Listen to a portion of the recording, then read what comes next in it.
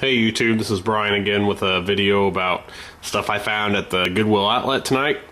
And looks like garage sales are pretty much over for now, at least during the holiday season, and I know they'll pick up when warm weather comes around, but other than the occasional moving sale, looks like most of my picks are going to be coming from eBay or from the Goodwill Outlet for now. So let me show you what I got, and I'll tell you how much I paid.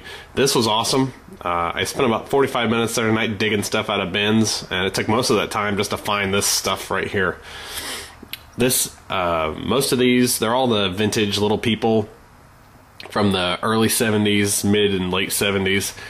Some of the sets are have the wooden people, or the people with the wooden bases, and some of them are the plastic ones. The wooden ones are older. And this is really kind of a mix-match lot of different sets here. There was a bunch of the buildings there, but they all had warped, paneling and all kinds of stuff, so I didn't bother purchasing them. Let me start with this little set over here. This set right here is part of the Castle set, which was, I think, the mid-70s or early 70s. These sell for a decent amount on eBay. I've got the king, the queen, the prince, and the princess with the carriage and the pink dragon there, the horse and things. And I couldn't find any of these listed for auction, but a lot of these were $10 a piece for buy it now on eBay for each of these little items, except for like the chairs. So, I'll look to get maybe 30 bucks for this lot right here. And then I've got a lot of stuff over here. These guys right here, just kind of random little people. Mostly plastic bases with some accessories for the houses and things. And again, they had all the houses and things there, but you have to buy things by the pound there, and it just wouldn't have been worth buying junky stuff, because condition is really everything with this, with these, as it is with everything really. But I got some nice pieces also from the doctor set. I've got the ambulance with it looks like 6 of the people. The operating table, and my favorite's the little stretcher there. I thought it was a skateboard at first until I realized it was from the doctor set. There's a scale. You can take this guy, on and off, so it still works a little bit, I think. You got the nurse there that looks like she's got the gag order on right now. Her mouth looks like it's got tape over it. And some other people to go with it there. The fireman and mailman and stuff. And those are both the wood bases. This is actually, I think, like play school or something. You want to stay away from play school stuff. It looks like it's pretty much like cheap little people, basically. At least the older stuff is. So unless it's like mint in the box, you probably want to stay away from it. So anyway, let me show you some other stuff I got from the Goodwill Outlet tonight. I picked these little games up. You've seen me talk about these before. You can get like $5 a piece for them. Actually, this one's really not worth anything, the Action Mania, because it comes with the set. The Diego game will be $5. This was my disturbing purchase of the night. It's a G1, Generation 1 Transformer, 1987. It's mostly plastic, so it's not extremely valuable. I looked it up. They're buy it now for like 15 bucks or whatever. But trying to figure out which, how this thing went together and everything, I finally got them to stand up, and I was trying to figure out,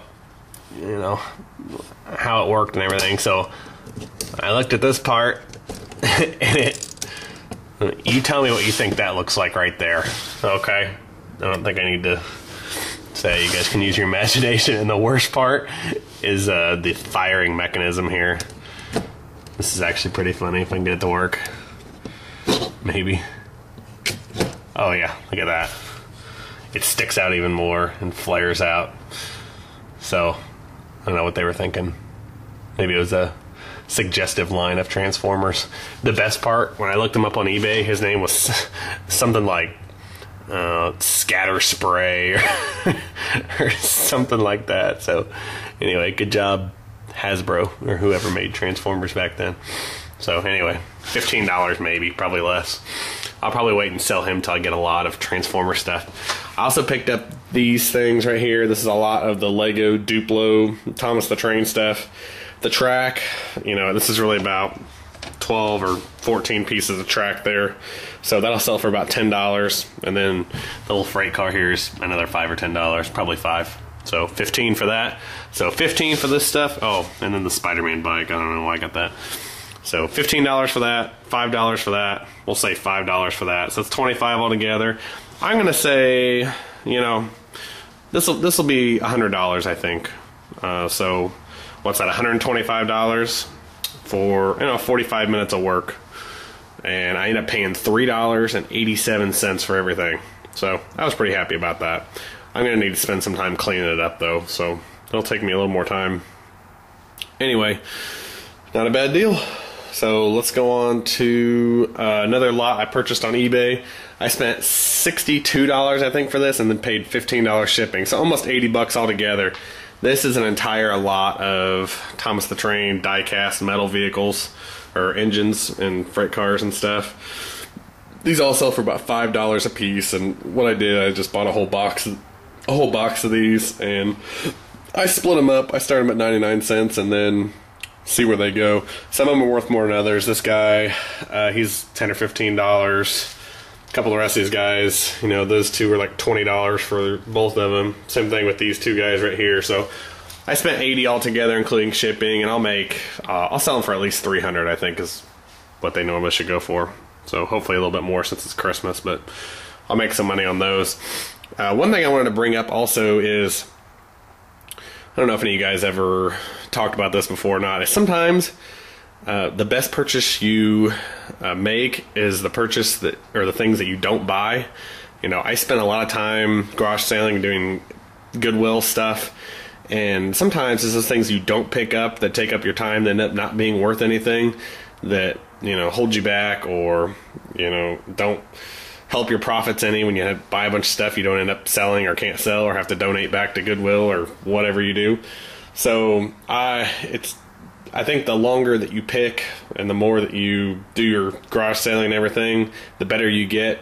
The more you get that voice in your head that says, don't buy, or stay away from this. So unless you're super independently wealthy, stay away from the junk that you're not sure about what sells. Go for the stuff that you know that sells first. Stick with what you really know. And for me, that's a lot of video games and toys and that kind of stuff. And it's good to take a chance once in a while. I'm not saying it's not.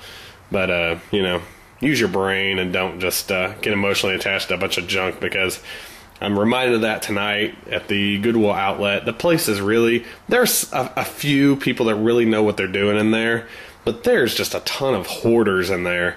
I see them in there every time. They get carts full of junk, and you talk to them and ask them what they're doing with it, and they are just, oh, they're saving it for a rainy day. And I promise you, you know, their house is going to be on hoarders one day.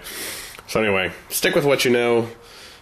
Take a risk once in a while, but be smart about your purchases and all that kind of stuff. So anyway, guys, hope you guys have a happy Thanksgiving, and I'll look forward to seeing some of your videos coming up soon.